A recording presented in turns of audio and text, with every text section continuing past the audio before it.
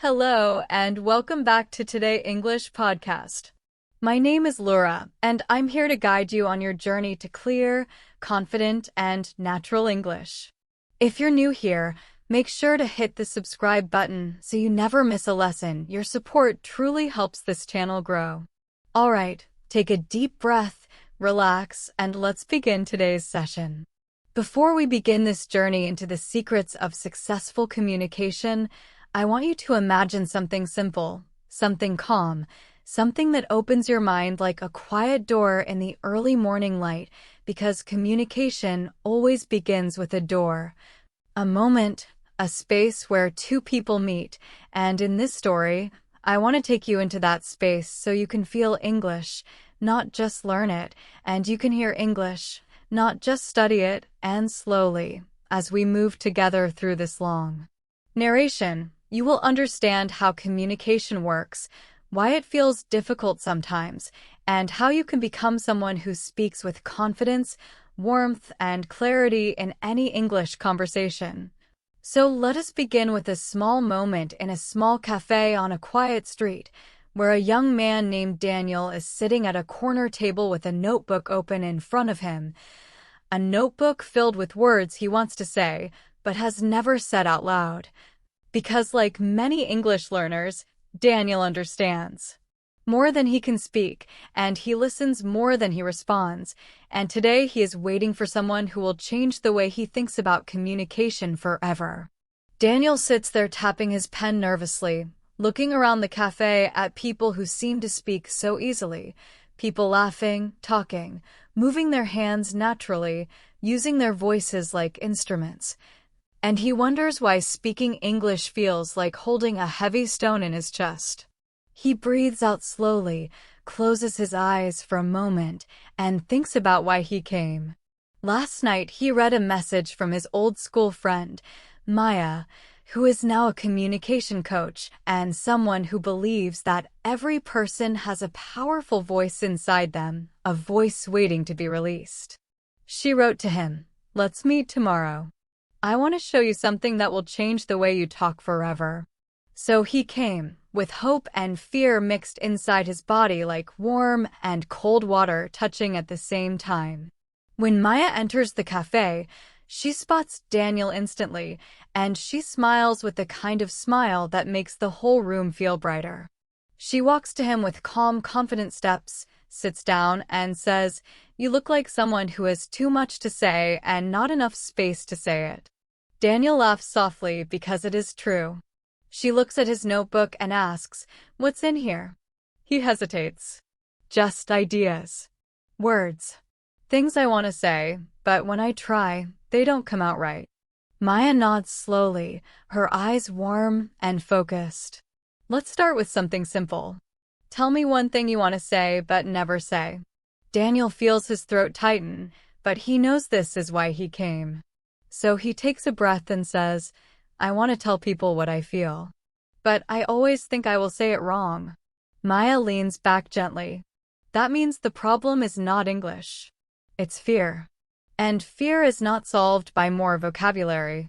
It's solved by understanding communication." She lifts her cup of coffee and points at the room. "Look around, Daniel.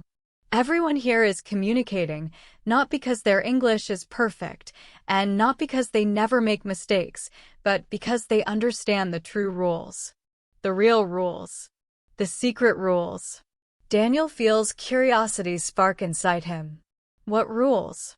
Maya smiles again. "I'll show you, one at a time. But first, let's go for a walk." They leave the cafe and step outside into the warm air. The street is alive with soft sounds, footsteps, laughter, a bus passing slowly, a street musician tuning his guitar. "Communication begins before words," Maya says as they walk. "Most people think conversations are about speaking. But real communication starts earlier, in the space between people, in the eyes, in the small silence before someone speaks." Daniel listens closely. Her voice feels like gentle guidance, like a warm light in a dark hallway. "Before you talk," she continues, "you must learn to listen, not only to words, But to people, you must listen to their mood, their energy, their pace. The best communicators in English or in any language are not the ones who talk the most. They are the ones who understand the room. They pass a small bookstore where the owner is arranging books on a table outside. Maya stops Daniel with a soft hand on his arm.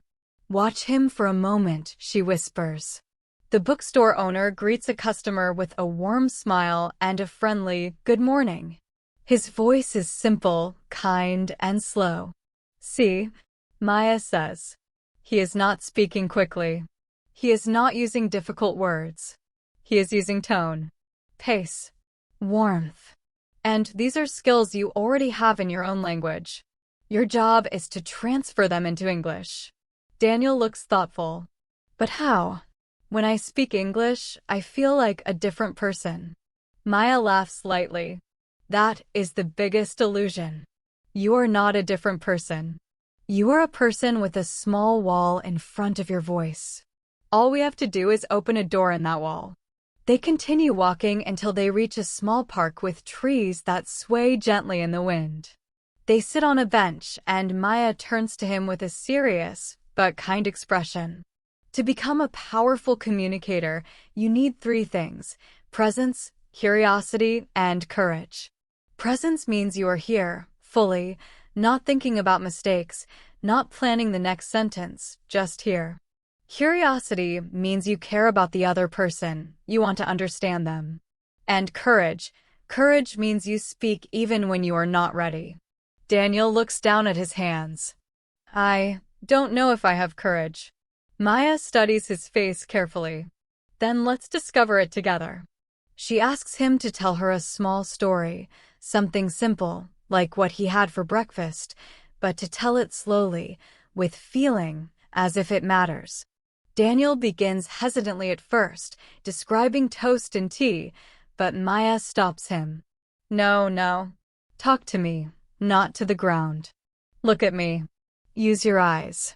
Use your hands. Let your voice breathe." And slowly, something changes. Daniel begins to tell the small story with small confidence growing inside him. His voice softens, then strengthens. He uses his hands without thinking. He makes eye contact that feels natural. When he finishes, Maya nods proudly. That is communication. Simple words, spoken with connection. He smiles for the first time that morning. It felt easier than I expected. Maya stands and stretches. Communication always becomes easier when you stop focusing on being perfect and start focusing on being present. But as they begin to walk again, Daniel's thoughts grow heavy. Can I really learn this? Will I ever speak English confidently? He feels doubt rising like a cloud. Maya senses it instantly. "Let me tell you something," she says. "Great communicators are not born. They are made. They are shaped by small moments, small practices, small steps. Every great speaker once felt like they couldn't speak. Every good communicator once felt misunderstood. The difference is that they kept going." Daniel listens carefully. Every word feels like a small key turning inside him. "You will learn," she continues.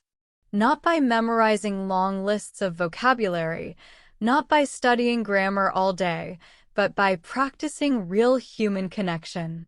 Because communication is not grammar. It is emotion. It is intention. It is the story you carry inside you." They reach a quiet part of the park where only the leaves and birds make sound.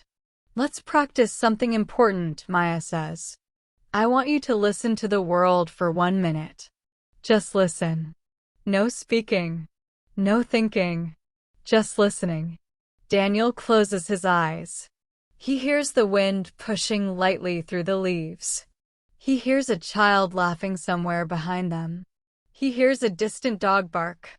He hears the soft rhythm of footsteps on the path. And after a moment, he hears something deeper, his own breath becoming calm. After a minute, Maya says, "Open your eyes. Tell me what you heard." Daniel describes every sound slowly, gently, like a small painting created with English words. Maya nods. This is active listening. This is communication. When you listen deeply, you speak clearly.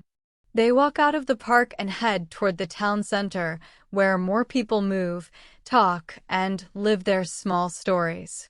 Daniel notices something. He is starting to observe how people communicate.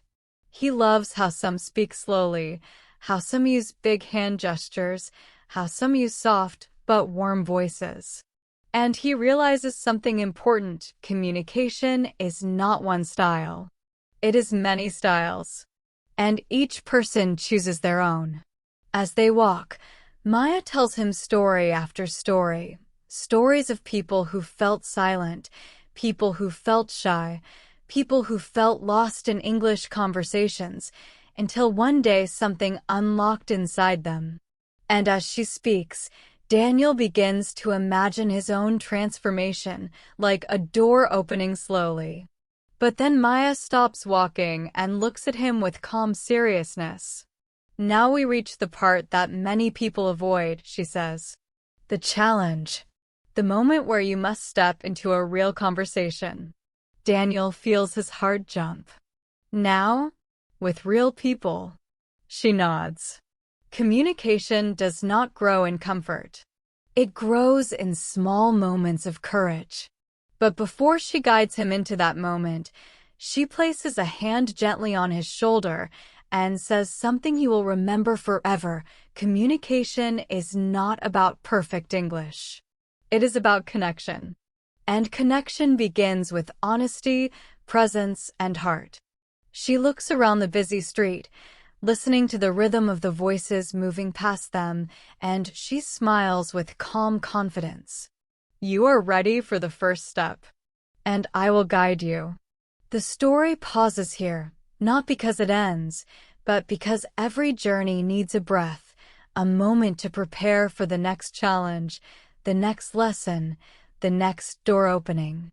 Daniel takes a slow, deep breath as he prepares to step into the world not as someone who is afraid to speak, but as someone learning to communicate with presence, curiosity, and courage.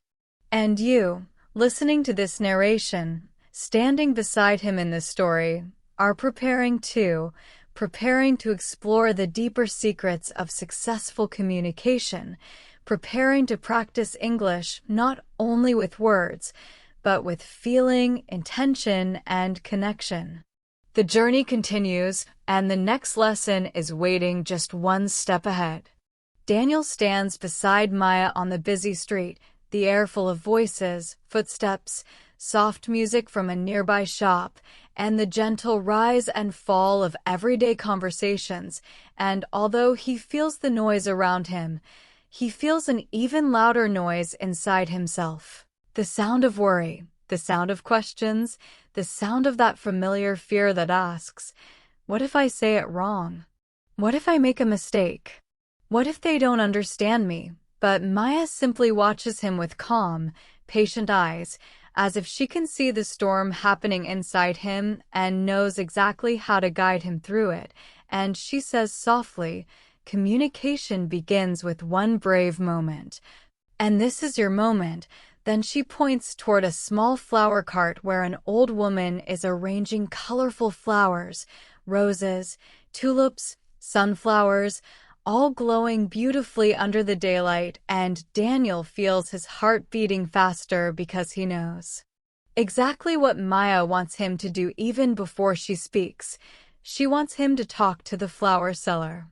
He swallows hard, feeling as if his throat is suddenly dry, and he whispers, I can't. I don't know what to say. Maya steps closer and says in a slow, gentle voice, yes, you do. You know how to smile. You know how to greet someone. You know how to ask a simple question. And you know how to be kind. That is all conversation needs. Daniel looks at the flower cart again and sees the woman carefully tying a ribbon around a bouquet, her hands moving with practiced love. Something about her calm energy gives him a small courage, like a little flame beginning to grow in the dark. Maya nods softly. Go on. I'll be right here. Daniel breathes in, steps forward slowly, and approaches the flower cart, feeling his legs tremble slightly, but he tells himself, just breathe. Just smile. When the woman looks up, her eyes gentle and full of life, he says in a soft voice, hello. She smiles brightly. Hello, dear. How can I help you? Daniel freezes for a tiny second, but then something inside him relaxes when he sees her warm expression, and he hears Maya's voice inside his mind. Presence, curiosity, courage. So he continues, your flowers, they are very beautiful. The woman's smile grows even wider. Thank you. I grow some of them myself. Do you like flowers? Daniel nods, feeling his shoulders loosen just a little. Yes, they make the world feel softer. The woman laughs gently. That is a lovely way to say it. And suddenly, Daniel feels a small shift. The conversation is not perfect, but it is real, it is warm, it is human, and he realizes in that moment that communication does not need to be complicated to be meaningful. He asks, how long have you sold flowers here? And she answers with joy, telling him about her 30 years at the same spot, how she wakes up early every morning to choose the freshest flowers, how she loves seeing people smile when they buy one, because she believes flowers carry small pieces of happiness. And as she speaks, Daniel listens. He listens deeply, not only to her words, but to her tone, her rhythm, her gentle enthusiasm. He realizes something important. When he listens, truly listens, the pressure to speak perfectly disappears, because the conversation becomes a shared moment instead of a performance. After a few minutes, Daniel thanks her and buys a small sunflower. When he returns to Maya, he holds the sunflower like a little trophy. I did it, he says, surprised by his own voice. Maya smiles proudly. Yes, you did. How did it feel? Daniel thinks carefully. It felt warm, natural. Not perfect, but real. Maya's smile becomes brighter. That is communication. Not perfection. Presence. They walk away from the flower cart, and Daniel's steps feel lighter than before, as if a heavy weight has been lifted from his chest. Do you know why that conversation worked? Maya asks. Daniel thinks for a moment. Because she was kind? Maya shakes her head gently. Because you were curious. You asked simple questions. You listened. You gave honest reactions. And you let the conversation breathe.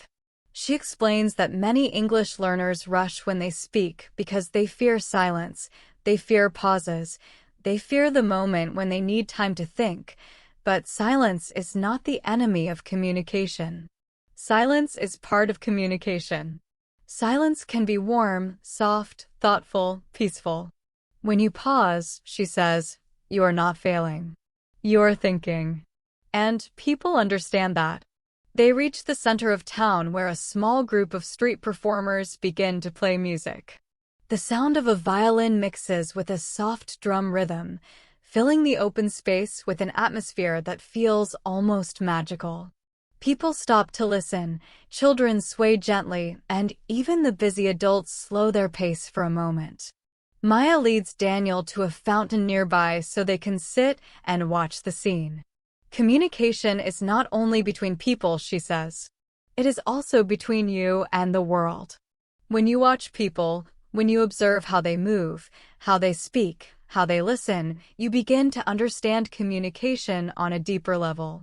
Daniel watches the violinist playing with closed eyes, the way her body moves softly with the music, how her breath matches the rhythm, how her face expresses emotion even without words. See? Maya points. That is communication too. She tells a story without speaking. Daniel nods slowly. So much communication, without language. Maya smiles. Exactly. And when you learn to feel the communication around you, your spoken English becomes more natural, more human, more expressive. A young boy walks up to the performers and drops a coin into the open guitar case, smiling shyly before running back to his parents. Maya whispers, "That little boy just communicated something brave. He wanted to show appreciation but was shy. So he used action instead of words. And that still counts." Communication is bigger than you think. Daniel begins to understand something deeper. Communication is not only about talking. It is about understanding the moment, the mood, the energy, the intention.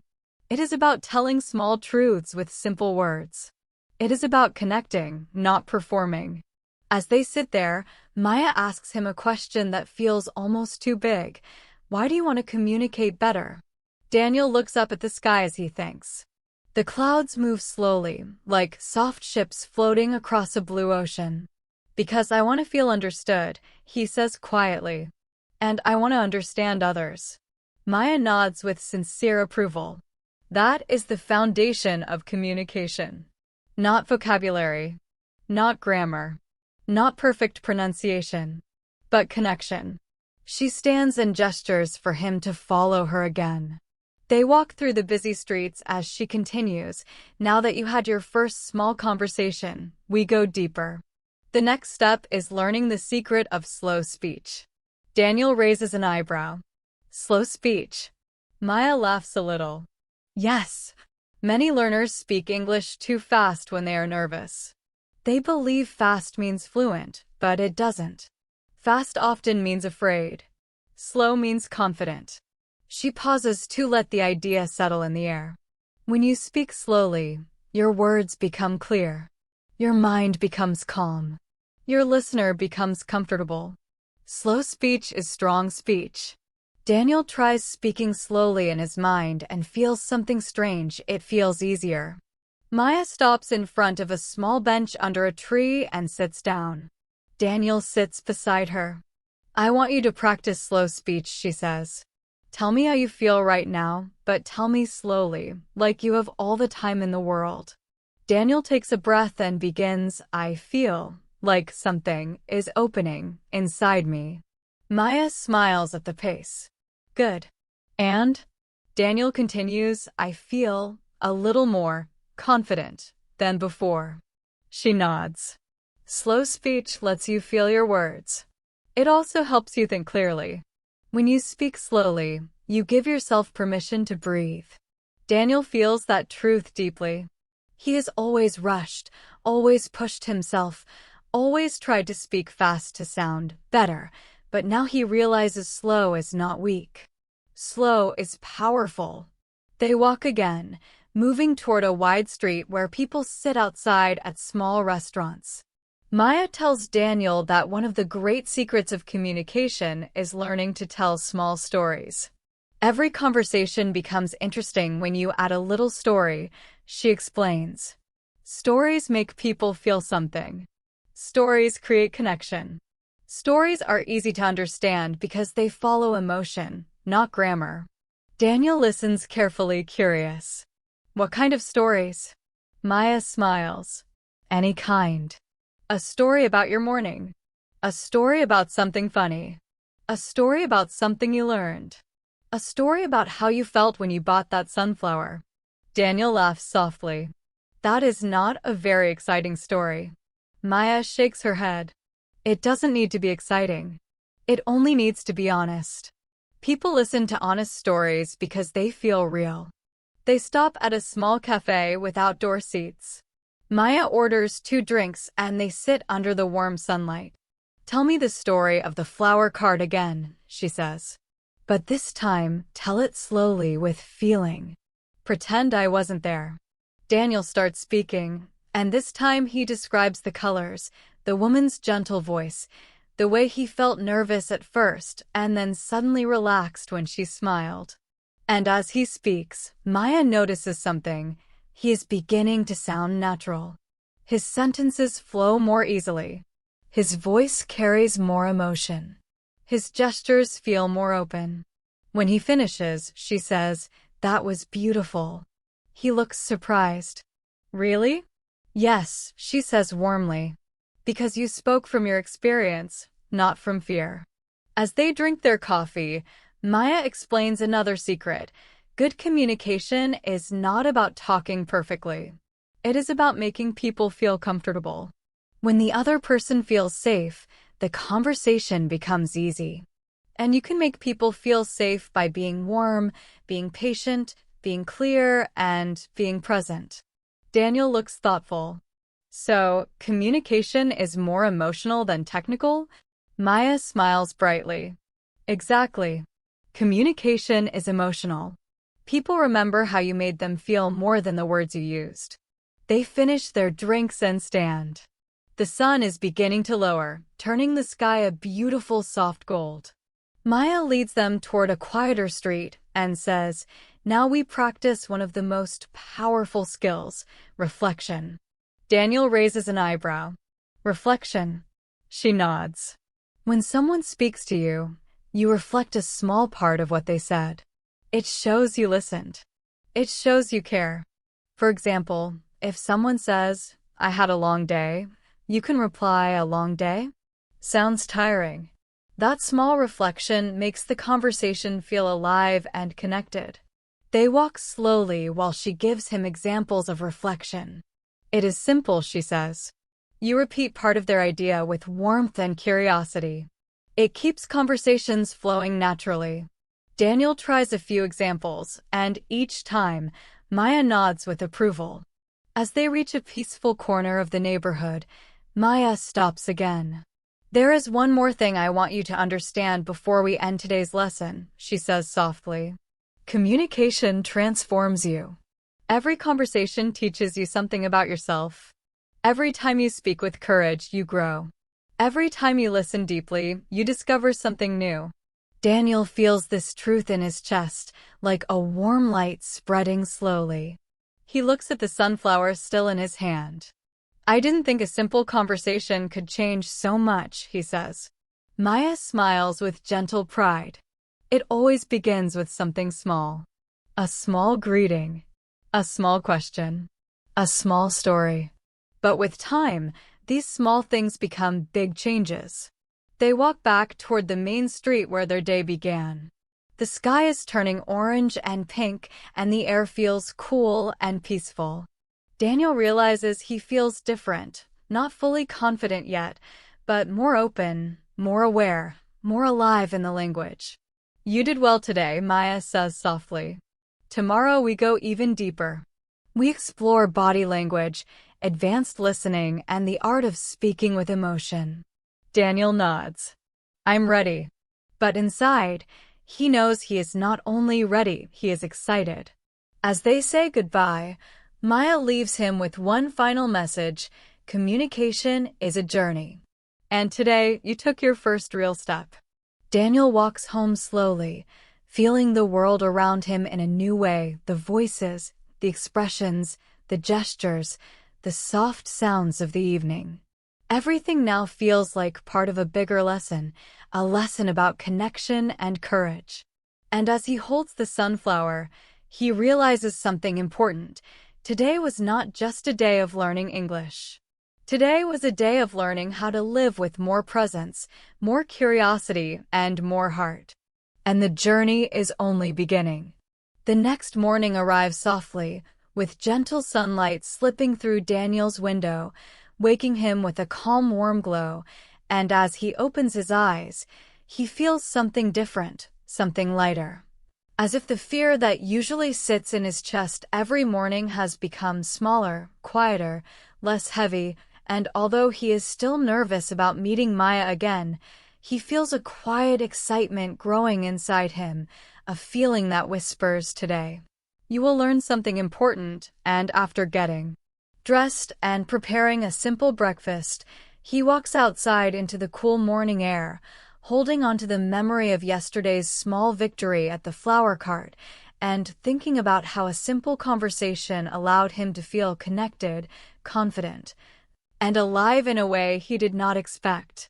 The sky is clear, the streets are calm, and the world feels fresh, like a blank page waiting for new words, new stories, new moments of communication. And as Daniel walks toward the cafe where he is supposed to meet Maya, he notices how everyone around him communicates, even without speaking. A man nodding politely to a neighbor, a woman gently guiding her child across the street, two friends laughing with their bodies leaning toward each other, showing closeness without a single word spoken. Daniel realizes something. There is a kind of silent communication happening everywhere, and it makes him curious. When he arrives at the cafe, Maya is already there, sitting outside with a cup of tea, watching the street with a thoughtful expression. When she sees Daniel, she smiles warmly, the kind of smile that makes a person feel instantly welcomed, and she gestures for him to sit. "How do you feel today?" she asks gently. Daniel thinks for a moment and replies slowly, "I feel calmer. Still nervous, but less afraid than yesterday." Maya nods proudly. That is the journey. Communication confidence grows like a plant, not all at once, but little by little, with each experience. Daniel sits and Maya leans forward slightly. Good. Because today we explore something that changes everything. Something most people ignore, even though it communicates louder than words. She pauses, letting the silence settle like a soft blanket between them. Today, she continues, we explore body language. Daniel's eyebrows rise with curiosity. Body language? She smiles. Yes, your body speaks before your mouth does. People understand your intentions from your posture, your face, your hands, your eyes. And if your body is closed, nervous, or tense, your words, even perfect words, lose power. But if your body is open, relaxed, and present, even simple words feel strong. Daniel looks down at his hands and realizes he often hides them or keeps them still when he speaks, as if he is afraid to take space. Maya notices and gently places her own hand on the table. Today we learn to communicate with your whole body, not only your mouth. She stands and gestures for him to follow her. They walk toward a quiet part of the park where morning light touches the leaves like gentle gold. A soft breeze brushes their skin, and birds sing lightly in the branches above. It feels like the perfect place for a new lesson. Maya stops in an open grassy area and turns to him, her expression calm and focused. First, she says, we learn presence. Daniel tilts his head. Presence. Maya nods. Presence is the feeling that you are here, fully here, not lost in your mind, not worried about mistakes, not thinking about the past or future. People can feel presence through your body. When you are present, your communication becomes natural. She closes her eyes, takes a long breath, and stands tall but relaxed, like a tree that knows the wind will move but not break it. Daniel watches her silently, feeling something peaceful rising from her posture. She opens her eyes and smiles. Your turn. Daniel tries to copy her posture, placing his feet firmly on the ground, letting his shoulders fall naturally, breathing deeply. Good, she says softly. You are becoming present. They stand quietly for a moment, feeling the air, the sounds, the space around them. Then Maya says, presence is the first language your body speaks.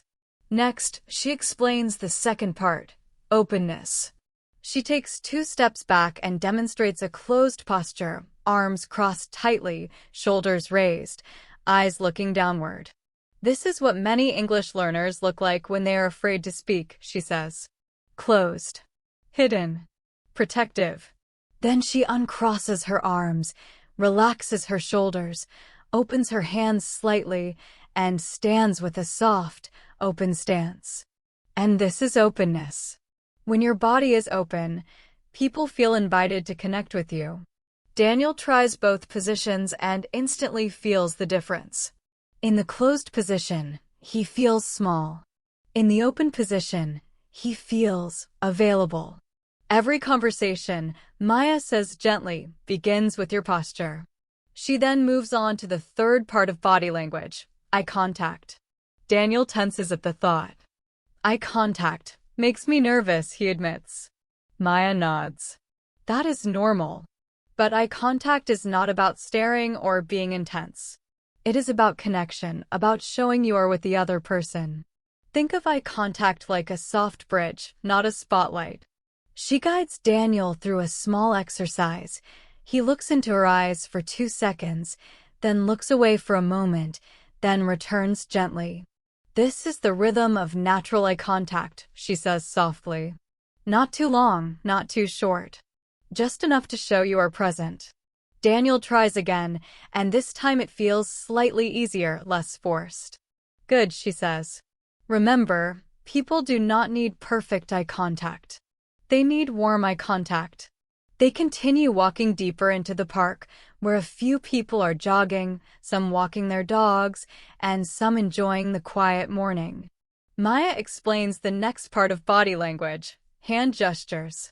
Your hands are not decorations, she says with a soft chuckle. They're tools. They help you express ideas, emotions, stories. When you use your hands naturally, your speech becomes clearer. She demonstrates by describing a simple story, using her hands to show size, shape, direction, and emotion. Daniel watches how her hands move smoothly, following the rhythm of her voice. Then she asks him to tell a short story with his hands. He tries, hesitantly at first, but soon his gestures become more natural, more expressive. Maya nods. Your hands speak beautifully. After some time, they sit on a bench near a small pond where ducks glide across the water with peaceful movements. The sun sparkles on the surface, making the water look like liquid gold. Maya takes a deep breath and says, "Now we go deeper." Body language is not only about posture, eyes, or hands. It is also about emotional energy. Daniel raises an eyebrow. Emotional energy? She nods. People feel your mood even before you speak. If you are nervous, they feel it. If you are confident, they feel it. If you are warm, they relax. Your emotional energy becomes the invisible language you carry with you. She guides him through a small practice, relaxing his shoulders, breathing slowly, focusing on gratitude, imagining a warm light inside his chest. This, she says softly, is how you create calm inside yourself. Calm energy makes communication smoother. Daniel begins to feel something shifting inside him. He feels more aware of his body, more conscious of how he moves, how he breathes, how he stands. And with that awareness comes a growing sense of control, not control in a strict way, but control in a gentle, confident way, like he is finally learning to drive his own communication instead of being driven by fear. They walk toward a small bridge overlooking the pond, and Maya leans on the railing. Now, she says, I want you to watch people for a moment. Look at their body language. What do you notice? Daniel looks around. He sees a couple walking side by side, their bodies leaning slightly toward each other, showing closeness. He sees an older man reading a newspaper on a bench, his body relaxed and open. He sees a young woman speaking on her phone, moving her hands expressively even though the person on the other side cannot see her. Daniel smiles. Everyone communicates with their body, he says softly. Maya smiles. Yes. And now you understand the language. They continue walking until they reach a quiet corner where tall trees create a natural canopy of shade. The air feels cool and peaceful. Maya sits on a low stone wall and gestures for him to sit beside her. There is one more lesson today, she says gently, and it is one of the most important. Daniel listens closely. The way you carry your body affects the way you speak. If your chest is tight, your voice becomes small.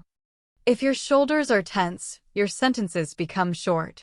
If your neck is stiff, your voice loses warmth. Your body and your voice work together. She guides him through a gentle breathing exercise, encouraging him to relax his throat, soften his jaw, breathe deeply into his belly. And slowly, Daniel feels his voice becoming warmer, smoother, steadier. "Now speak," Maya says softly.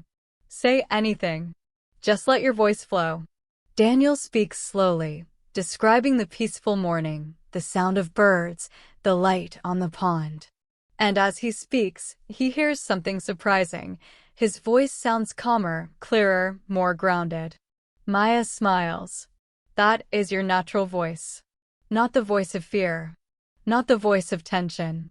Your real voice." They sit quietly for a moment, letting the lesson sink in. Daniel feels grateful, almost emotional, because he never realized communication involved so much more than words, and he feels a growing respect for the language, the process, and himself.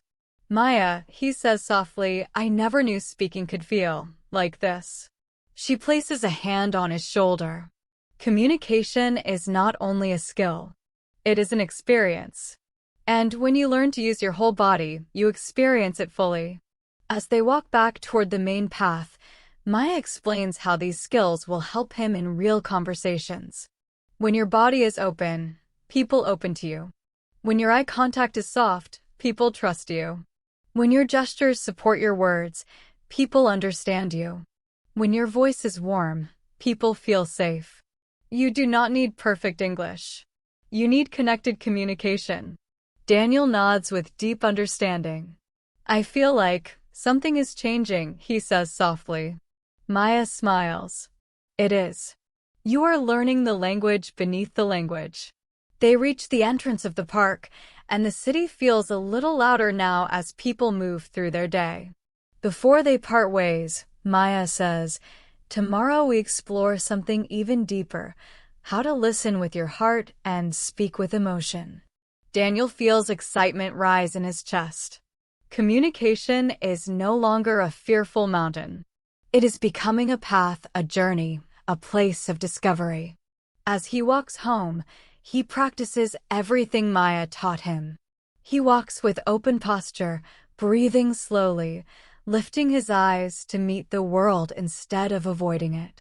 He feels more present, more aware, more alive. And for the first time in a long time, he feels like he is not fighting against English, he is dancing with it. And this new dance, this new flow, is only beginning.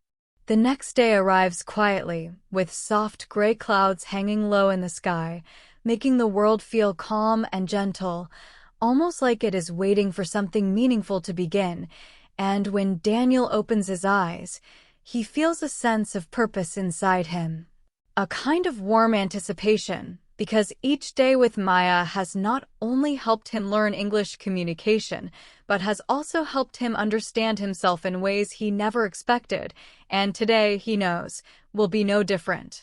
As he gets ready, he remembers the lessons from the past 2 days, the small conversation at the flower cart, the slow speech, the open posture, the eye contact, the natural gestures, and it all feels like pieces of a puzzle slowly coming together. Forming a picture, he can finally see clearly. Communication is not one thing, but many small things working together, harmonizing, flowing, creating connection. He steps outside into the cool morning, the sky soft and silver above him, and as he walks through the quiet streets, he practices presence, breathing slowly, feeling the rhythm of his steps, observing the small details of the world around him. The sound of a shop owner unlocking his door, the hum of a bus approaching in the distance, the gentle laughter of 2 children walking with their mother. Everything feels like a gentle reminder of life's constant communication. He arrives at the same cafe where he and Maya often meet, but today she is not at the table. Instead, she is standing near the railing that overlooks the street, leaning slightly forward, watching the world with curious eyes, as if reading a story written in the movements of people. When she sees Daniel approach, her face lights up with a smile. "Good morning," she says warmly. Daniel returns the smile. "Good morning." Maya studies his posture and expression for a moment and nods approvingly. You look more open today, she says. More grounded. Daniel feels his chest warm with quiet pride. I practiced, he says softly. Good, Maya replies. Because today's lesson needs a calm mind, an open heart, and a patient presence. She gestures for him to walk with her, and they leave the cafe, heading toward a quieter part of town where the streets are lined with trees and the sound of traffic fades into a soft background hum. As they walk, Maya begins gently. Yesterday we learned the language of the body, how you communicate even when you don't speak. Today we learn the language of the heart, the art of deep listening. Daniel looks at her curiously. Deep listening? Maya nods slowly. Not normal listening. Not listening to respond. Not listening to wait for your turn. But listening to truly understand someone, their feelings, their meaning, their story.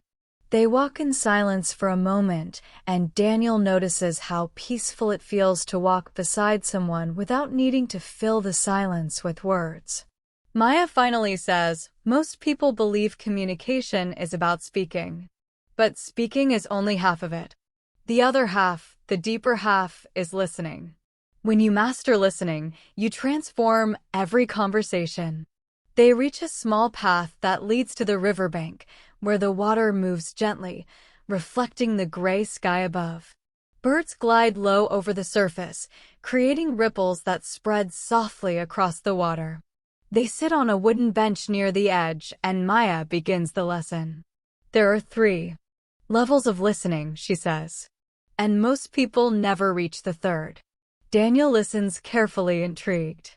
What are they? Maya holds up one finger. The first level is surface listening. This is when you hear words, but do not really understand the person. Your mind is busy.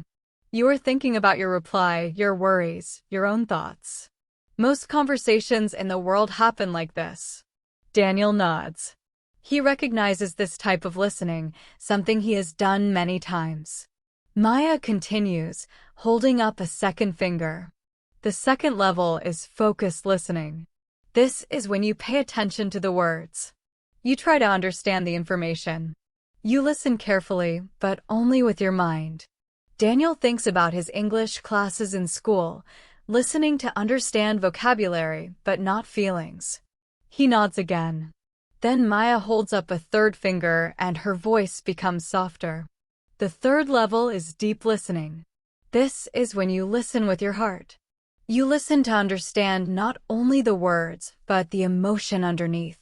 You listen to the pauses, the tone, the energy. You listen to the story that is not spoken. When you listen like this, people feel seen, heard, understood, and they open up to you. They watch the river for a moment in silence, the soft sound of water flowing like a gentle reminder of calm. Daniel finally speaks. How do I learn this? Deep listening sounds powerful but hard. Maya smiles gently. It is not hard. It is natural. You just need to slow down the noise inside your mind. She asks him to close his eyes. Listen to the river, she says softly. Daniel listens. The water makes a soft rushing sound, sometimes gentle, sometimes a little stronger when it hits a rock. Now listen to the wind. He hears the leaves rustling above him, a quiet, graceful sound. Now listen to the silence underneath everything. At first, he doesn't understand, but after a few seconds, he hears it, a kind of spacious calm behind the sounds, like the world's quiet heartbeat. Maya says, this silence, this is the place deep listening comes from. Daniel opens his eyes, feeling strangely peaceful, almost lighter than before. Maya leans forward slightly. When someone speaks, I want you to listen the same way you listen to the river. Hear their words, but also hear the feeling underneath. She decides to demonstrate. She begins telling a short story, something simple, about a stressful morning, being late, forgetting her keys, spilling tea on her shirt. Daniel listens, and when she finishes, she asks, What did you hear? Daniel says, you were stressed. And a little overwhelmed. Maya smiles. Yes, because you listened to my feelings, not only my words. She continues the lesson by explaining how people share emotion through tone. When someone is sad, their voice becomes soft. When someone is excited, their voice becomes fast. When someone is nervous, their words become tight. When someone is angry, their voice becomes sharp. Daniel listens closely, and suddenly he realizes something. Even when he doesn't understand every English word in a conversation, he can understand the feeling. Exactly, Maya says, seeing the realization on his face. Emotion helps you understand meaning, even when words are difficult. They sit quietly for a moment, letting the idea settle. The wind brushes gently against their faces, and the river continues flowing slowly, like a silent partner in their lesson. Then Maya says softly, now it is your turn. I want you to practice deep listening with me. Daniel straightens a little, preparing himself. She tells him another story, this one about a childhood memory, something soft, warm, filled with nostalgia, a memory about sitting with her grandmother in a small kitchen, helping her bake bread, laughing when they made a mess with flour. When she finishes, she looks at Daniel with gentle curiosity. What did you hear? Daniel thinks carefully. You miss her, he says softly.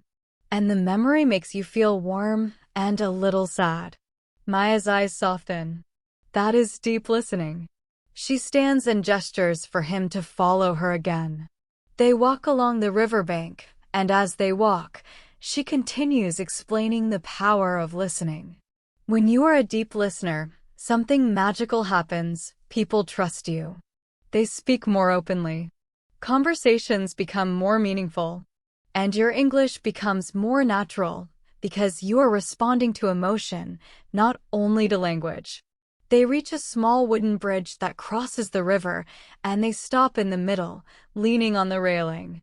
The water below moves calmly, carrying leaves downstream.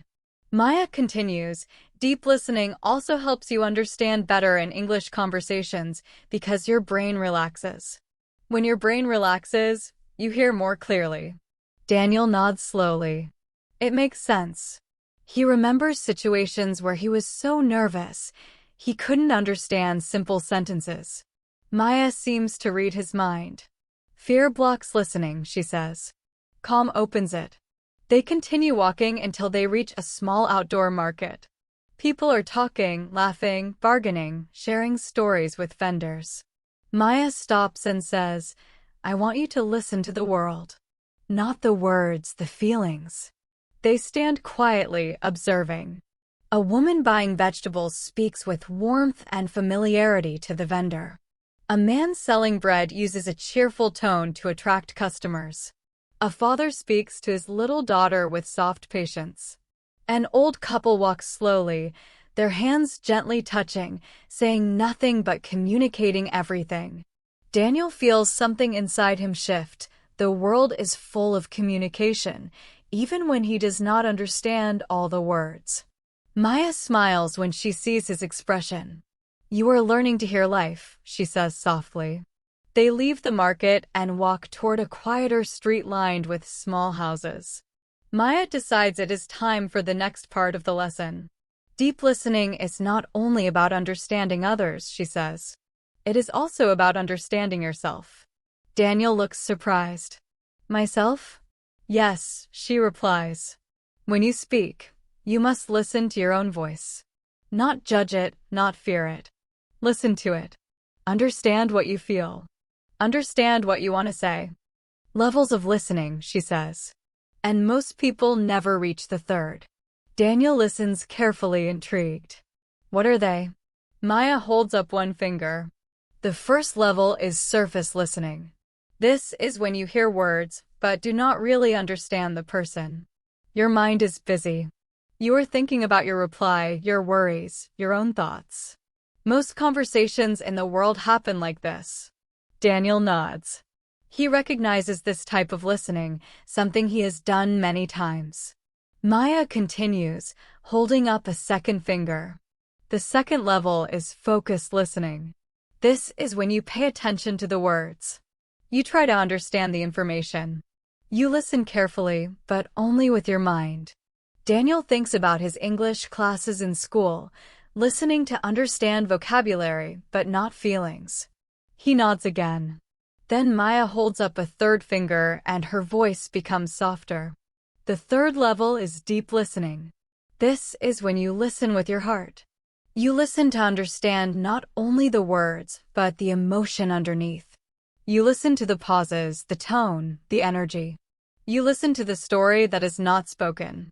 When you listen like this, people feel seen, heard, understood, and they open up to you. They watch the river for a moment in silence, the soft sound of water flowing like a gentle reminder of calm. Daniel finally speaks. How do I learn this? Deep listening sounds powerful but hard. Maya smiles gently. It is not hard. It is natural. You just need to slow down the noise inside your mind. She asks him to close his eyes. Listen to the river, she says softly. Daniel listens. The water makes a soft rushing sound, sometimes gentle, sometimes a little stronger when it hits a rock. Now listen to the wind. He hears the leaves rustling above him, a quiet, graceful sound. Now listen to the silence underneath everything. At first, he doesn't understand, but after a few seconds, he hears it, a kind of spacious calm behind the sounds, like the world's quiet heartbeat. Maya says, this silence, this is the place deep listening comes from. Daniel opens his eyes, feeling strangely peaceful, almost lighter than before. Maya leans forward slightly. When someone speaks, I want you to listen the same way you listen to the river. Hear their words, but also hear the feeling underneath. She decides to demonstrate. She begins telling a short story, something simple, about a stressful morning, being late, forgetting her keys, spilling tea on her shirt. Daniel listens, and when she finishes, she asks, "What did you hear?" Daniel says, "You were stressed. And a little overwhelmed." Maya smiles. "Yes, because you listen to my feelings, not only my words." She continues the lesson by explaining how people share emotion through tone. When someone is sad, their voice becomes soft. When someone is excited, their voice becomes fast. When someone is nervous, their words become tight. When someone is angry, their voice becomes sharp. Daniel listens closely, and suddenly he realizes something. Even when he doesn't understand every English word in a conversation, he can understand the feeling. Exactly, Maya says, seeing the realization on his face. Emotion helps you understand meaning, even when words are difficult. They sit quietly for a moment, letting the idea settle. The wind brushes gently against their faces, and the river continues flowing slowly, like a silent partner in their lesson. Then Maya says softly, "Now it is your turn. I want you to practice deep listening with me." Daniel straightens a little, preparing himself. She tells him another story, this one about a childhood memory, something soft, warm, filled with nostalgia, a memory about sitting with her grandmother in a small kitchen, helping her bake bread, laughing when they made a mess with flour. When she finishes, she looks at Daniel with gentle curiosity. "What did you hear?" Daniel thinks carefully. "You miss her," he says softly. "And the memory makes you feel warm and a little sad." Maya's eyes soften. That is deep listening. She stands and gestures for him to follow her again.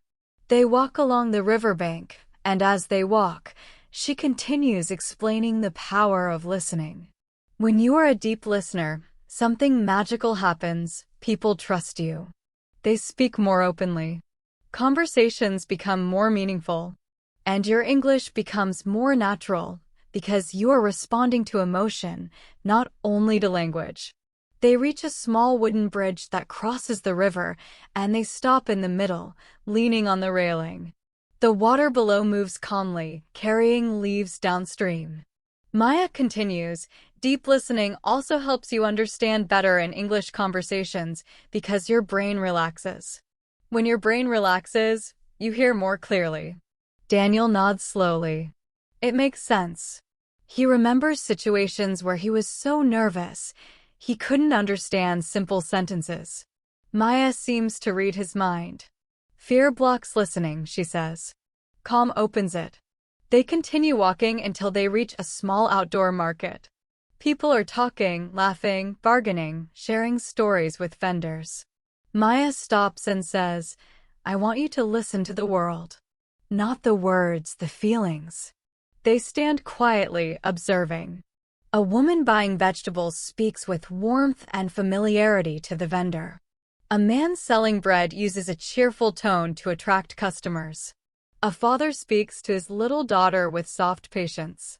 An old couple walks slowly, their hands gently touching, saying nothing but communicating everything. Daniel feels something inside him shift. The world is full of communication, even when he does not understand all the words. Maya smiles when she sees his expression. You are learning to hear life, she says softly. They leave the market and walk toward a quieter street lined with small houses. Maya decides it is time for the next part of the lesson. Deep listening is not only about understanding others, she says. It is also about understanding yourself.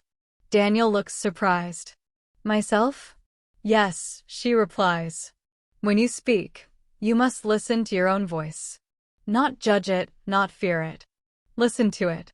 Understand what you feel. Understand what you want to say. She asks him to place a hand gently on his chest, close his eyes, and breathe. What feeling is inside you right now? She asks softly. Daniel thinks. Calm, he says. And he pauses, a little nervous, but not in a bad way. Maya smiles. That awareness will help you speak with clarity. She then teaches him another part of deep listening, listening to pauses. When someone pauses, she says, it does not mean they are finished. It means they are thinking. Many English learners interrupt because they fear silence. But silence is part of communication. Daniel thinks about this. He has often interrupted or rushed because silence made him uncomfortable. Maya continues, if you allow the other person's pause to exist, they feel respected. They feel understood. They feel safe. They walk slowly, letting the lesson settle into Daniel's heart. As they turn a corner, they find a small music shop where soft instrumental music plays from inside. Maya stops in front of the window. Music, she says, is another teacher of deep listening. She asks Daniel to listen to the music, not only the melody, but the emotion inside it. They stand there quietly, listening to the gentle notes floating into the street. What do you feel? Maya asks. Daniel closes his eyes. It feels comforting. A little sad, but peaceful. Maya nods. That is deep listening. You are hearing emotion. They sit on a bench outside the music shop, and Maya begins to explain the final part of today's lesson, responding with empathy. When you listen deeply, she says, your response becomes softer, kinder, more meaningful. You do not say, okay. You say, that sounds difficult, or I understand how you feel, or that must have been exciting. These small responses show that you truly heard the person. She gives him examples, and he practices responding with empathy. At first, his responses feel simple, but as they practice more, they begin to feel natural. Maya smiles, proud of his progress. When you respond with empathy, the conversation opens like a flower. People want to keep talking to you. The sky begins to brighten slightly as the clouds thin, and Daniel feels as if the day itself is opening, just like he is opening to a new way of communicating. Maya stands and says softly, that is enough for today. Deep listening takes time, but you learned beautifully. Daniel nods, feeling grateful, calm, and connected to Maya, to the world, to himself. As they walk back toward the cafe, Maya gives him one final thought for the day. When you truly listen to others, they feel valued. When you truly listen to yourself, you feel free. And when you listen to life, you grow. They say goodbye, and Daniel walks home slowly, feeling the world differently, hearing not only sounds, but emotions, stories, rhythms, meanings. And as he walks, he realizes something powerful. Communication is not about speaking perfectly. It is about listening deeply. And today, he learned how to listen with his whole heart. The following morning arrives with a quiet brightness, the kind of soft golden light that slips through the curtains and gently touches your face before you fully wake. And when Daniel opens his eyes, he feels something new inside him, something warm and steady. A feeling that whispers, "You are changing," and as he sits up, stretching slowly, he remembers everything he has learned so far: the openness of the body, the rhythm of eye contact, the calm strength of slow speech, the deep silence. Beneath listening, the way people communicate through tiny movements, small pauses, soft emotions. Each lesson has felt like another layer of fog lifting from his mind, revealing a clearer path forward. And now, as he gets ready to meet Maya again, he feels a quiet excitement, mixed with a little nervous energy that feels more like electricity than fear. Outside, the day is fresh, the air cool but gentle, and as Daniel walks through the streets, he practices being present again, feeling the ground under his feet, noticing the sounds of people opening their shops, listening to the soft hum of the city waking up. He is beginning to understand something important. Communication happens everywhere, not only during conversations, but in the way he walks, breathes, listens, notices, understands. And somehow, this makes him feel more connected to the world. When he arrives at the cafe, Maya is sitting at their usual table with 2 cups of warm tea already waiting. She smiles when she sees him, the kind of smile that feels like a welcome, a beginning, a small celebration. "Good morning," she says softly. Daniel returns the smile. "Good morning." She studies his posture, his face, his energy, and nods with quiet approval. "You are becoming more confident," she says. "I can see it in how you walk toward me." Daniel feels a shy warmth in his chest. "I feel different," he admits. "More aware, more present." Maya lifts her cup and says, "Good." Because today, we learn how to speak with emotion and purpose, the heart of all great communication. Daniel's curiosity grows immediately. "Speak with emotion?" he asks. Maya nods. Most learners focus only on words, vocabulary, grammar, pronunciation, but emotion is what makes your words alive. Emotion helps people understand you even when your sentences are simple. Emotion creates connection. Emotion makes your English human. She pauses and takes a slow sip of tea before continuing. "Today, I will teach you how to speak with warmth, clarity, confidence, intention, and heart.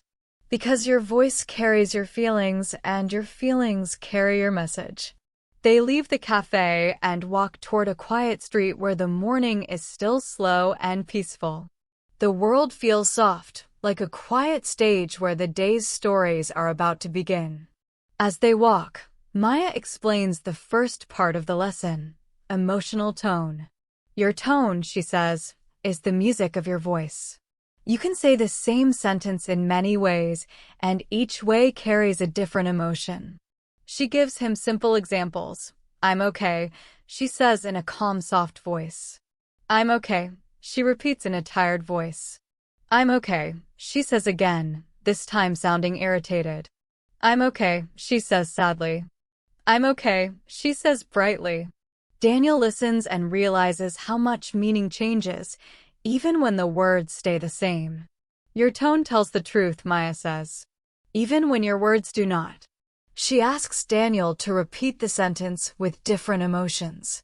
At first, he feels awkward, unsure, but as he tries different tones, gentle, sad, happy, tired, he begins to feel the emotional color inside each version. Maya nods approvingly. Good, she says. Your voice can paint feelings. And that is what makes communication meaningful. They walk into a nearby park, where morning joggers pass by, children play on swings, and parents chat quietly on benches. The soft breeze carries the smell of grass and the distant laughter of kids. They find a quiet spot under a tree and sit on the cool grass. Maya continues the lesson by explaining the second part, emotional clarity. When you speak, she says, you must know what you want the listener to feel. Do you want them to feel calm? Excited? Interested? Comforted? Inspired? When you choose the emotion, your voice will follow. Daniel thinks about this.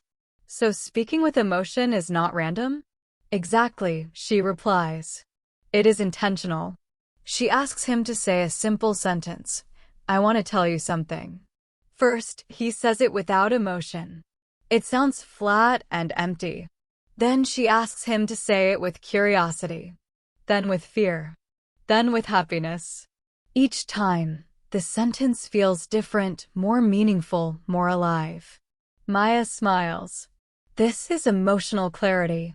After a moment, she begins explaining the third part of the lesson, storytelling with feeling. When you tell a story, she says, you bring the listener with you.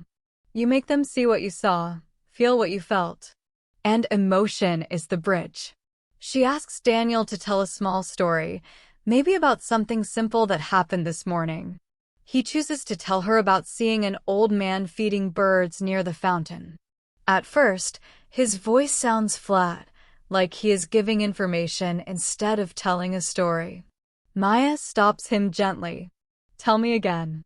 But this time, feel the moment. What did you feel when you saw him? Daniel closes his eyes, remembers the image, and feels something warm, a sense of calmness. When he begins again, his voice softens, slows down, and suddenly the story feels real, alive, connected to emotion. Maya nods. That is storytelling. They walk further into the park, following a small path that leads to a wooden footbridge over a tiny stream.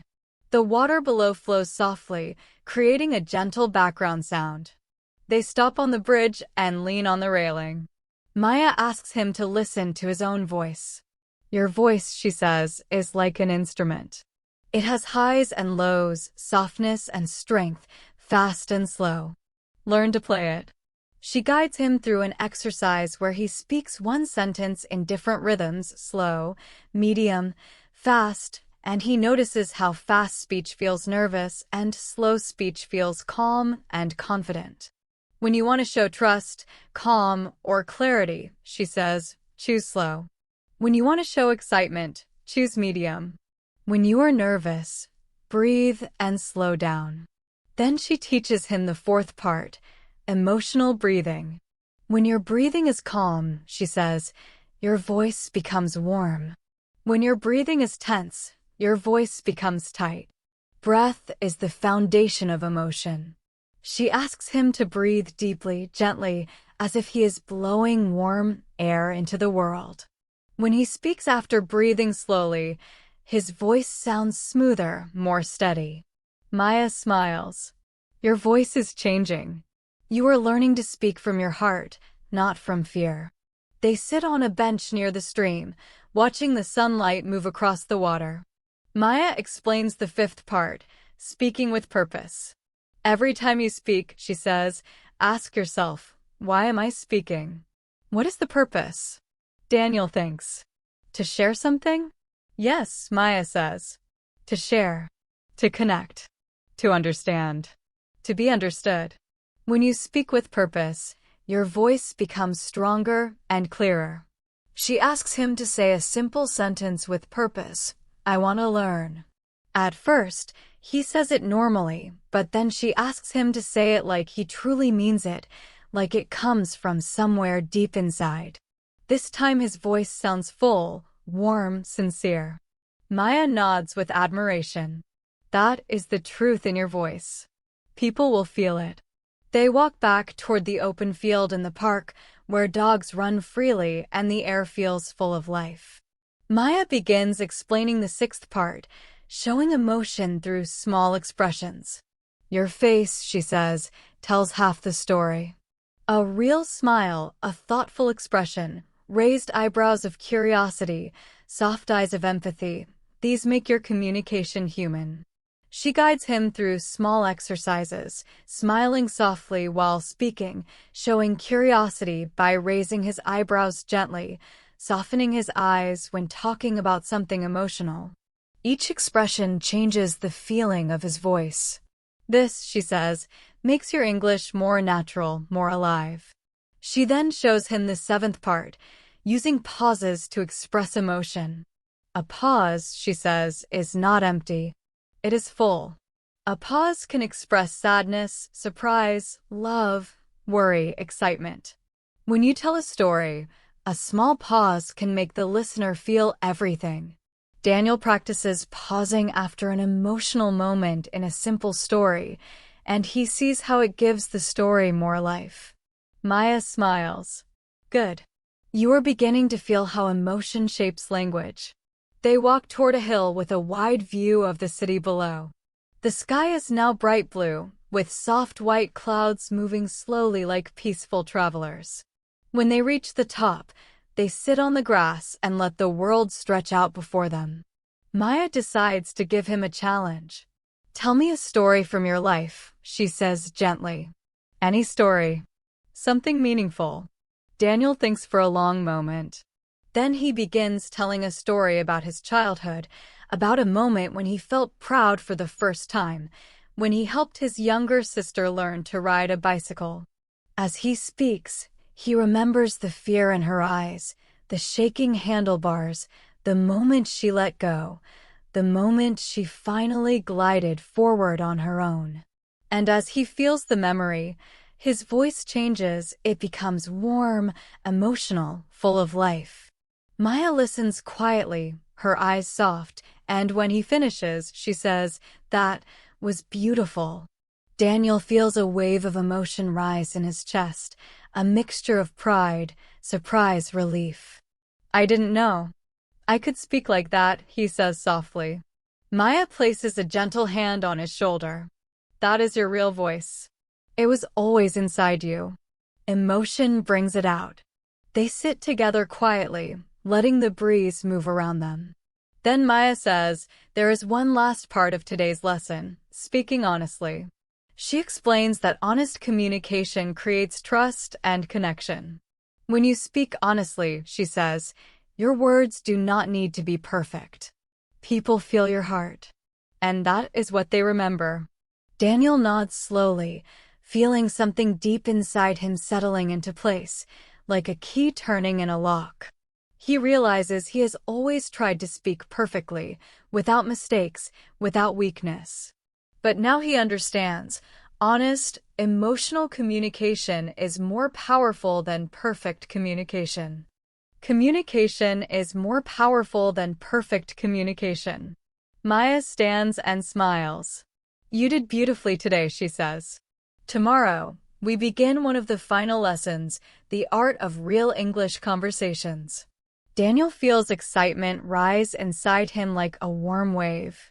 He is beginning to feel not only like an English learner, but like a communicator, someone who can connect, someone who can share, someone who can speak with emotion and purpose. As he walks home, the world feels different.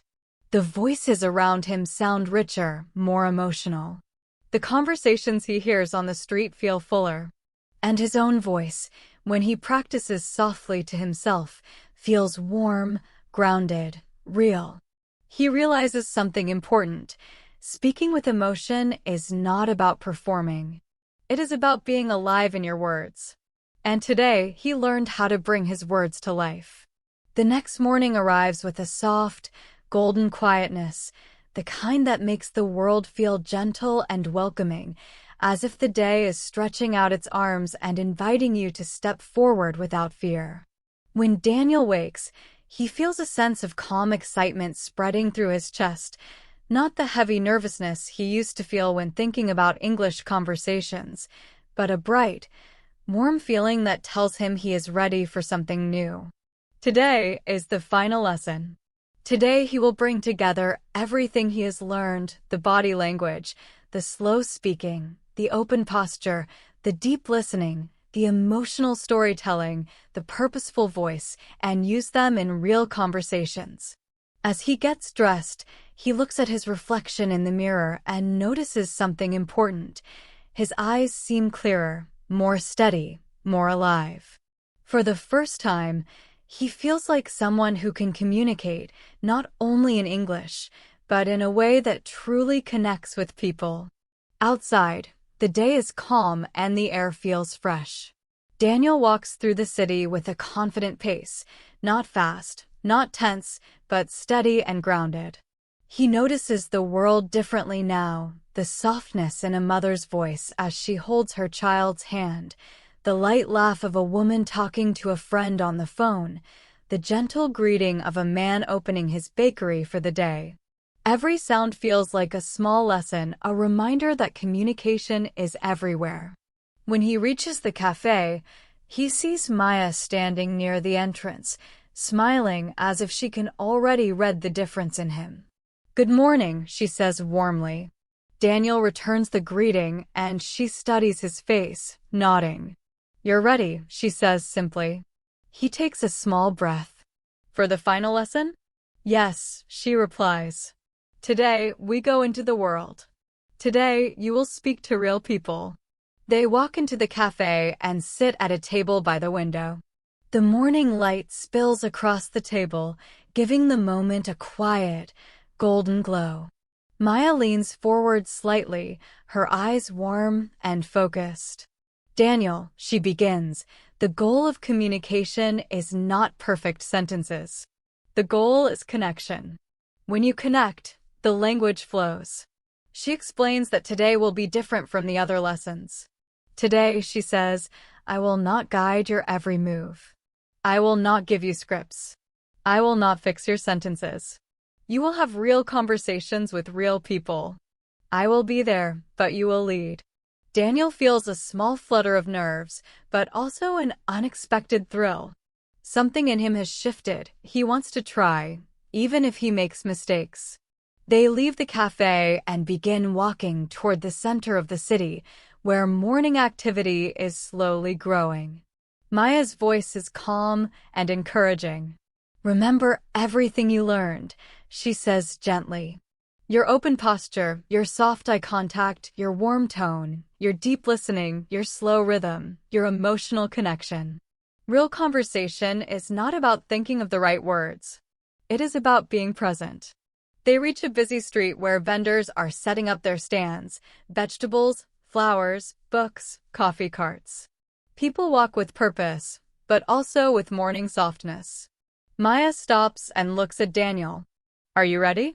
He takes a deep breath and nods. The first conversation is with a man selling fresh fruit. The vendor has kind eyes and a relaxed smile. Maya nods at Daniel, signaling that it is his turn to begin. Daniel approaches slowly, keeping his posture open, his shoulders relaxed. "Good morning," he says with a warm tone. The vendor smiles. "Good morning. Beautiful day, right?" Daniel nods. "Yes, very beautiful." The vendor begins arranging oranges on the table, and Daniel watches, remembering deep listening. He doesn't rush. He doesn't panic. He simply stays present. After a moment, he says, "Your fruit looks very fresh." The vendor's face brightens. "Thank you. I get everything early in the morning. It's hard work, but I love it." Daniel listens to the tone, proud, warm, honest. He responds gently, "It sounds like you enjoy your work a lot." The vendor nods, smiling with appreciation. "I do. It makes me happy when people enjoy what I bring." Daniel feels a wave of pride. He is having a real conversation. and it feels natural. After they say goodbye, Maya smiles at him with quiet joy. You see? You connected. Not with perfect grammar, but with real presence. They continue walking until they reach a small bookstand where an older woman arranges used novels in neat rows. Maya steps back, letting Daniel take the lead. He approaches the woman with a gentle smile. Hello, he says softly. The woman looks up. Hello, dear. Her tone is warm, motherly. Daniel looks at the books, noticing the way her hands touch them with care. You have many beautiful books, he says. Do you like reading? The woman's eyes soften. Oh yes, she says. Books have been my friends for many years. Daniel listens deeply, hearing the affection in her voice. Do you have a favorite? He asks. Her face brightens as she picks up an old book with a worn cover. This one, she says. I've read it many times. It feels like home. Daniel feels the emotion in her words and responds softly, it must be a very special story. She nods, smiling in gratitude. It is. They talk for a few more minutes, and each moment feels natural, gentle, connected. Perfect grammar, but with real presence. They continue walking until they reach a small bookstand where an older woman arranges used novels in neat rows. Maya steps back, letting Daniel take the lead. He approaches the woman with a gentle smile. Hello, he says softly. The woman looks up. Hello, dear. Her tone is warm, motherly. Daniel looks at the books, noticing the way her hands touch them with care. You have many beautiful books, he says. Do you like reading? The woman's eyes soften. Oh yes, she says. Books have been my friends for many years. Daniel listens deeply, hearing the affection in her voice. Do you have a favorite? He asks. Her face brightens as she picks up an old book with a worn cover. This one, she says. I've read it many times. It feels like home. Daniel feels the emotion in her words and responds softly, it must be a very special story. She nods, smiling in gratitude. It is. They talk for a few more minutes, and each moment feels natural, gentle, connected. When they step away, Maya exclaims quietly, beautiful. You listened with your heart. That is communication. Daniel feels the warmth of accomplishment spreading through him. He is no longer afraid of speaking. He is beginning to enjoy it. They continue walking through the city, and Maya decides to challenge him with a more dynamic conversation. Someone fast, someone expressive, someone full of energy. They approach a small coffee cart where a young man is working quickly, moving with rhythm and enthusiasm. He greets customers with bright energy and fast speech. Daniel watches carefully. Before approaching, Maya whispers, remember, slow inside, warm outside. Let his fast energy flow, but don't let it break your calm. Daniel nods and steps forward. Good morning, he says. The barista smiles widely. Hey, morning. What can I get for you? His speech is quick, but Daniel breathes, listens deeply, and responds slowly. A small coffee, please, he says calmly. The barista nods. Sure thing. So, how's your day? Daniel feels the rhythm of the conversation, the fast pace around him, but he stays steady. Good, he says with a smile. Very good. The barista laughs lightly. You're peaceful today, huh? I need some of that energy. Daniel feels more confident now. You have a lot of energy, he says with friendly warmth. The barista laughs again. Yeah, it's the coffee man. Daniel laughs too, and Maya watches from the side, smiling with pride. They finish the conversation easily, naturally, like two people who simply enjoyed the moment.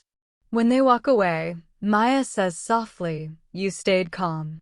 You stayed connected. That is strength. Daniel feels a spark of confidence inside him, a spark he hasn't felt in years.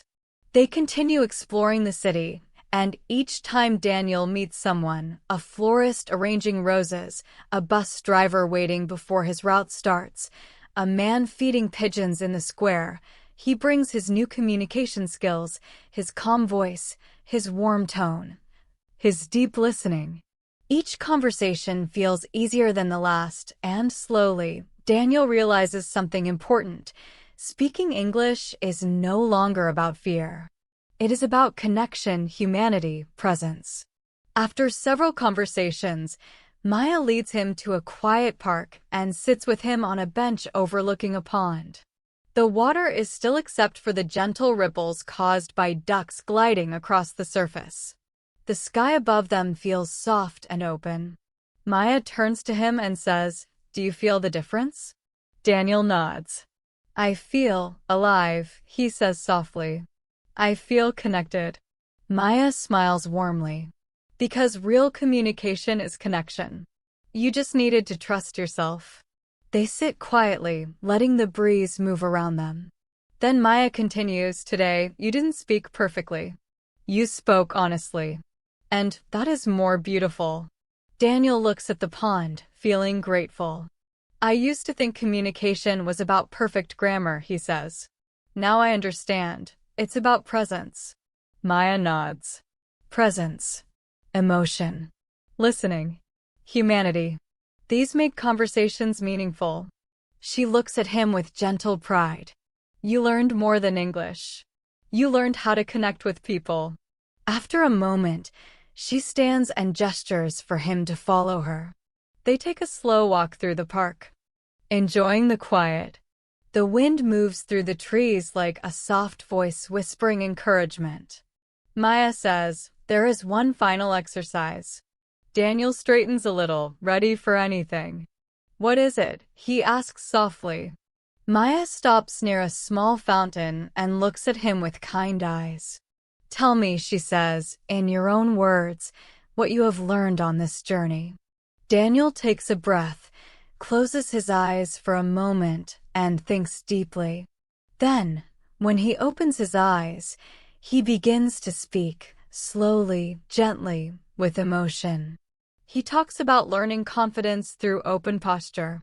He talks about slowing down his speech, calming his breath, grounding his body. He talks about deep listening, hearing not only words, but feelings. He talks about storytelling, about connecting through emotion. He talks about honest communication, about presence, about humanity. As he speaks, his voice flows naturally, warmly, sincerely. Maya listens with soft eyes, her heart full. When he finishes, she says quietly, "Your voice has changed. You speak with your heart now. You speak like someone who understands the beauty of communication." They walk back toward the edge of the park, and as they reach the exit, Maya stops and faces him. "This is the end of our lessons," she says. A small sadness touches Daniel's chest. "I will miss this," he says softly. "I will miss learning from you." Maya smiles with deep kindness. "You will continue learning every day. Every conversation is a lesson. Every person you meet is a teacher. The world will teach you now." She pauses, letting the moment breathe. "But remember this. Communication is not about being brave. It is about being real. When you are real, people feel safe with you. When people feel safe, conversations flow." Daniel feels his heart warm as he realizes this is not an ending, it is a beginning. "Thank you," he says, his voice full of emotion. "For everything." Maya smiles softly. "You are ready," she says. "Go into the world. Speak. Listen. Connect." And with that, she turns and walks away slowly, her figure becoming smaller in the soft morning light, until she disappears around the corner. Daniel stands there for a moment, feeling the world around him, the gentle breeze, the distant voices, the warmth of the sun, and he feels something powerful rise inside him. Confidence. Clarity. Connection. He walks through the city again, but now every step feels different. His shoulders are relaxed, his eyes soft, his breath calm. When he sees the fruit vendor again, he smiles and waves. When he passes the book stand, the old woman smiles warmly at him. When he sees the barista, the young man raises his hand and shouts, "Hey, calm guy." And Daniel laughs, feeling light, free, alive. He realizes that communication is no longer a mountain in front of him. It is a path beneath his feet, a path he can walk with ease, with emotion, with confidence. The fear that once controlled him has softened, melted, transformed into something gentle and warm. He knows he will still make mistakes. He knows he will still have moments of nervousness. But now he understands that mistakes are human and connection is stronger than fear. As he walks home, he whispers softly to himself, "I can communicate. I can connect. I can speak with heart." And each word feels true, solid, real. When he reaches his door, he stops for a moment and looks back at the city, the place where he learned not just English, but connection. The place where he found his voice. A soft smile forms on his lips, and he steps inside, ready for the next conversation, the next story, the next moment of human connection. And as the door closes behind him, the world continues to speak, through voices, through silence, through emotion, through presence, and Daniel knows now, with a deep and quiet certainty, that he can speak back. Thank you so much for joining today's lesson here at Today English Podcast. If you found this video helpful, don't forget to like the video, subscribe to the channel, and leave a comment below telling me what you want to learn next. Your support helps the channel grow and helps me create more lessons for you. Take care, keep practicing, and I'll see you in the next class.